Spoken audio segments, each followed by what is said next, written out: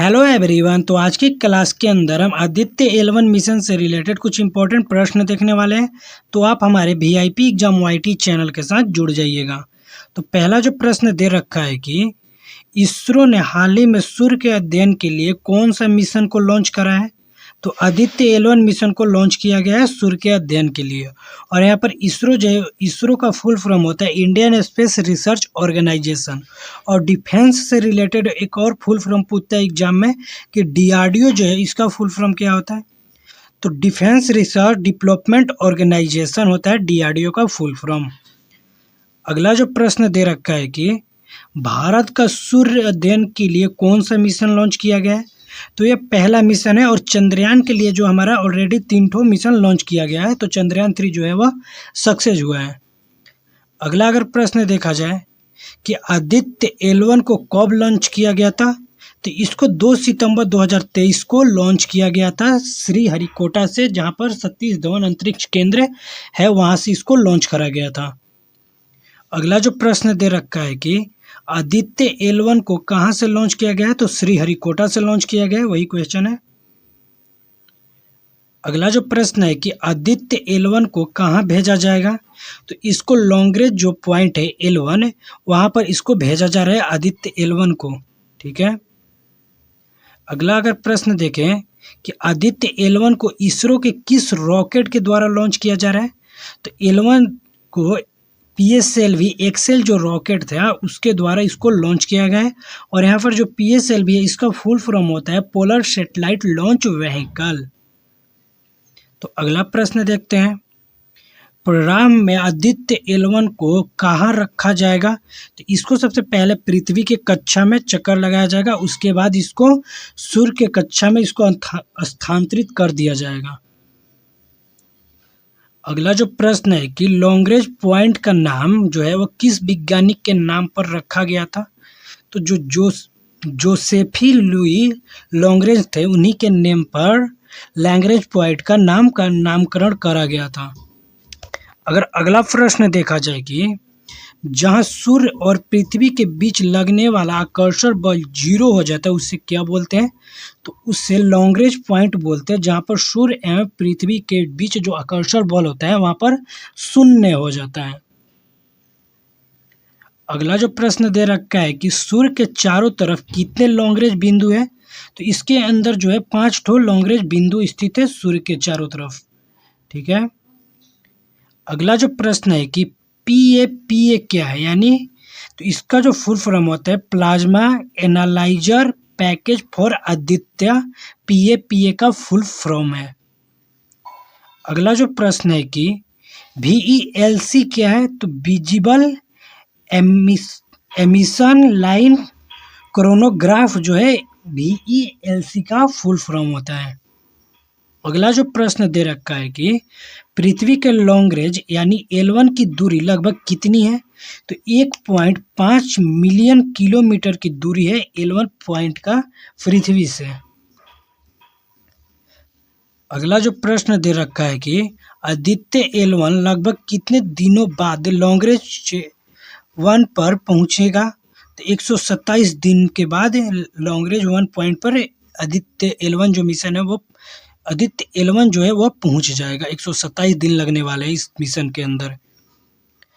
अगला जो प्रश्न दे रखा है कि आदित्य L1 का वजन कितना है। तो इसका जो वजन है 1480.7 kg का वजन है आदित्य L1 का। ठीक है। अगला जो प्रश्न दे रखा है कि सूर्य का अध्ययन करने वाला पहला अंतरिक्ष आधारित भारतीय मिशन का नाम क्या है। तो सबसे पहला ही मिशन है हमारा इंडिया का आदित्य L1 जो कि सूर्य का अध्ययन करने वाला है। अगला अगर प्रश्न देखें कि जो आदित्य L1 मिशन को किस रॉकेट के द्वारा। तो PSLV एक्सेल जो C57 रॉकेट है उसके द्वारा इसको लॉन्च किया गया है।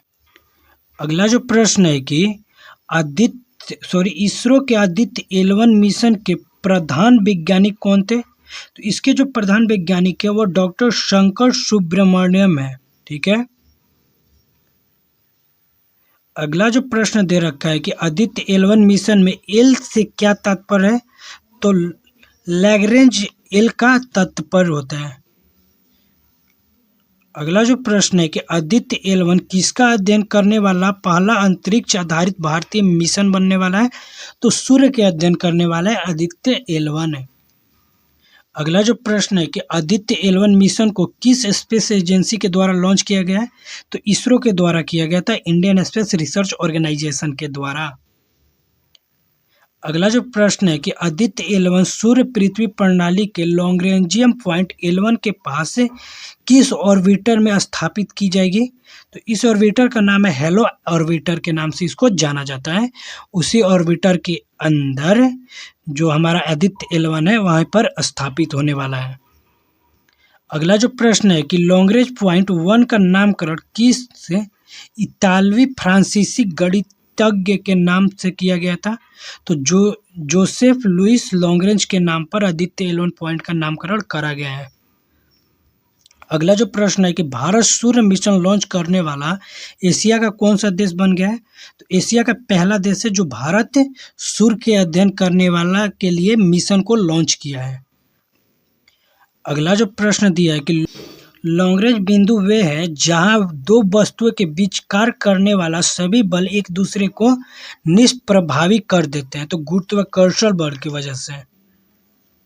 अगला जो प्रश्न दिया है कि आदित्य L1 मिशन के साथ कितने पेलोड भेजे जाएंगे? तो इसके साथ 7 पेलोड भेजे जा रहे हैं। उन 7 पेलोडों का नाम जान लेते हैं।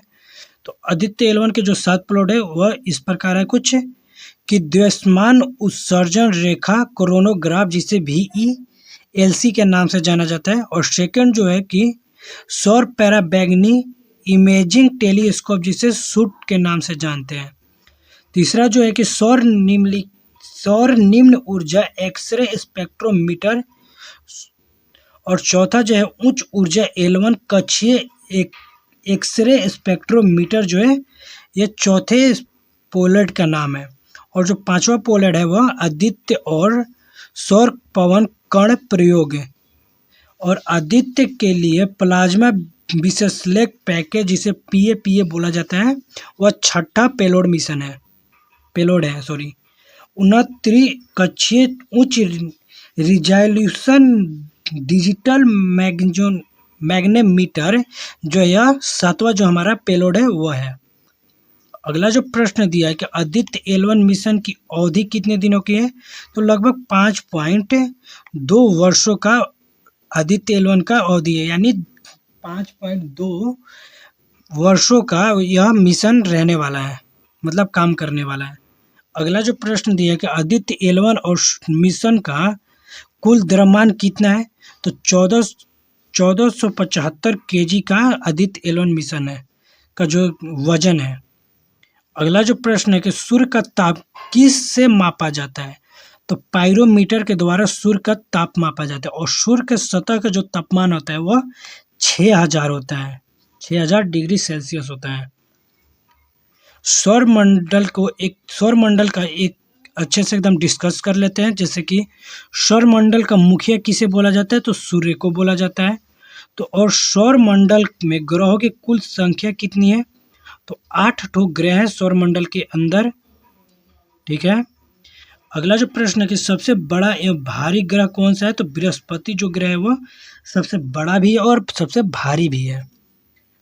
दूसरा सबसे बड़ा ग्रह की अगर बात करें तो शनि है, और सबसे छोटा ग्रह की अगर बात किया जाए तो बुध है, जिसे मरकरी के नाम से भी जाना जाता है, सबसे छोटा ग्रह है। सूर्य से सबसे निकट स्थित ग्रह कौन सा है? तो बुध जो ग्रह है वह सूर्य के सबसे निकट में स्थित है। पृथ्वी के सबसे निकट स्थित ग्रह कौन सा है? तो शुक्र है। और सूर्य एवं पृथ्वी से दूर स्थित ग्रह कौन सा है? तो वरुण जो ग्रह है वह दूर स्थित है। पृथ्वी के पड़ोसी ग्रह शुक्र एवं मंगल है, और सर्वाधिक चमकीला एवं गर्म ग्रह कौन सा है? तो शुक्र ही है, ठीक है। अगला जो प्रश्न है कि सर्वाधिक ठंडा ग्रह कौन सा है? तो वरुण जो ग्रह है वह सर्वाधिक ठंडा है, जिसे नेपच्यून के नाम से भी जानते हैं वरुण को। अगला जो प्रश्न है कि वरुण की खोज जॉन गैले के द्वारा 1846 ईस्वी के दौरान करा गया था। प्रश्न है कि वरुण ग्रह का खोज किसने किया था? तो गैले के द्वारा किया था। और अरुण का खोज किया गया था विलियम हर्शेल के द्वारा। अगला जो प्रश्न है, सर्वाधिक उपग्रहों वाला ग्रह कौन सा है? तो बृहस्पति ग्रह, जिसकी 92 उपग्रहों की संख्या है। अगला जो प्रश्न है कि बिना उपग्रहों वाला ग्रह कौन सा है?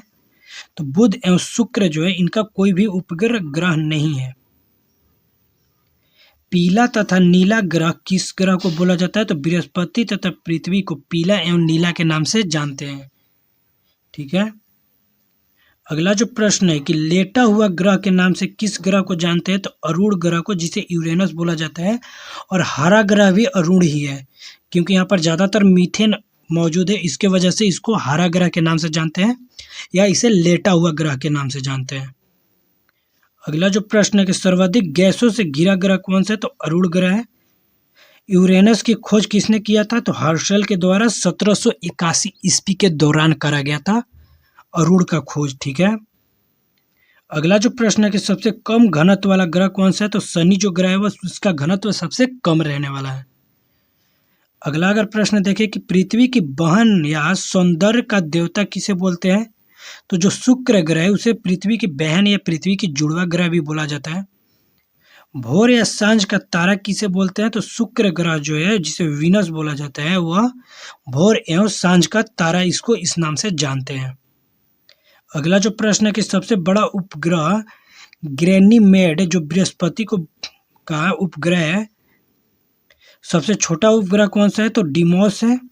और फोबोस और डिमोस किसका उपग्रह है? तो यह मंगल के, फोबोस और डिमोस जो उपग्रह है वो मंगल के उपग्रह हैं। अगला प्रश्न अगर देखें कि शनि का सबसे बड़ा उपग्रह कौन सा है? तो टाइटन है। शनि ग्रह में ब्लैक छल्लों की संख्या कितनी है? तो 60 है। शनि के रिंग्स के खोजकर्ता कौन है? तो गैलीलियो के द्वारा शनि के जो रिंग्स बने होते हैं उसकी खोज करी गई थी। अगला अगर प्रश्न देखें कि सबसे तेज एवं सबसे धीमी गति से भ्रमण करने वाला ग्रह कौन सा है? तो जो बृहस्पति तथा शुक्र है वो सबसे तेज बृहस्पति करता है, सबसे धीमा जो ग्रह परिक्रमा करता है वह है शुक्र। अगला प्रश्न है कि सबसे कम समय में सूर्य की परिक्रमा करने वाला ग्रह कौन सा है? तो बुध ग्रह, जो कि 88 दिन के अंदर ही सूर्य का परिक्रमा कर लेता है। अगला अगर प्रश्न देखा जाए कि पृथ्वी के विपरीत दिशा में यानी पूर्व से पश्चिम में चक्कर लगाने वाला ग्रह कौन सा है? तो शुक्र अरुण जो ग्रह है वो पृथ्वी के उल्टे डायरेक्शन में इसका चक्कर लगाते हैं। अगला जो प्रश्न है कि पृथ्वी से सबसे निकट तारे का प्रकाश पृथ्वी पर पहुंचने में लगभग कितना टाइम लगता है? तो 4.2 प्रकाश वर्ष का टाइम लग जाता है पृथ्वी के सबसे निकटतम तारे से पृथ्वी पर प्रकाश को पहुंचने में। अगला जो प्रश्न है कि सूर्य तथा चंद्रमा के प्रकाश को पृथ्वी तक पहुंचने में लगभग कितना टाइम लगता है? तो जो सूर्य का प्रकाश होता है वो 8.3 सेकंड, या इसे 500 सेकंड भी बोल सकते हैं, लगभग में उतना टाइम लगता है सूर्य का प्रकाश को। और चंद्रमा का जो प्रकाश होता है उसको 1.3 सेकंड का टाइम लगता है हमारे पृथ्वी पर आने में। अगला जो प्रश्न है कि भू स्थिर उपग्रहों की ऊंचाई कितनी होती है? तो 3600 किलोमीटर की ऊंचाई होती है जो भूमि से स्थित ग्रह होते हैं। अगला जो प्रश्न है कि क्षुद्र ग्रह कहाँ पर स्थित है? तो मंगल और बृहस्पति के बीच में क्षुद्र ग्रह जो है वह स्थित है। अगला जो प्रश्न है कि पृथ्वी का एकमात्र उपग्रह कौन सा है? तो जो चंद्रमा है वह पृथ्वी का एकमात्र अपना उपग्रह है। और चंद्रयान 3, चंद्रयान 1, चंद्रयान 2 से रिलेटेड अगर वीडियो देखना चाहते हैं तो आप हमारे VIP एग्जाम IT चैनल को ओपन कर लीजिएगा, उसमें उपलब्ध है। सी ऑफ ट्रिंक्विलिटी स्थित कहाँ पर है? तो यह चंद्रमा पर स्थित है। अगला जो प्रश्न है कि बौना ग्रह के नाम से किसे जानते हैं? प्लूटो, या इसे यम के नाम से, या सेरस एरिस, इन्हें बौना ग्रह के नाम से जानते हैं। प्लूटो के खोज कब हुआ था? तो 1930 में, जो कि टॉम बैग के द्वारा इस प्लूटो का खोज को करा गया था। ग्रहों की श्रेणी से हटाया कब गया था प्लूटो को? तो 2006 के में प्राग बैठक जब हुआ था उसमें प्लूटो को ग्रहों की श्रेणी से इसको हटा दिया गया था। अगर आपको वीडियो पसंद आया तो आप हमारे VIP एग्जाम IT चैनल के साथ जुड़ जाइए, क्योंकि वहाँ पर बहुत सारी इंपॉर्टेंट टॉपिक हुआ, current affair, static, GK, MCQ जो क्वेश्चन होते हैं यानी मल्टीपल जो क्वेश्चन होते हैं उनसे भी रिलेटेड अगर प्रश्न देखना चाहते हैं तो आप हमारे वीआईपी एग्जाम वाईटी चैनल को एक बार जरूर ओपन करिएगा, क्योंकि वहाँ पर बहुत सारे लेटेस्ट जो ट्रेंडिंग में क्वेश्चन चलते हैं उनसे रिलेटेड वीडियो अपलोड किया जाता है। अगर आपको ये भी वीडियो पसंद आया तो वीडियो को लाइक ज़रूर करिएगा और साथ में चैनल को सब्सक्राइब करिएगा।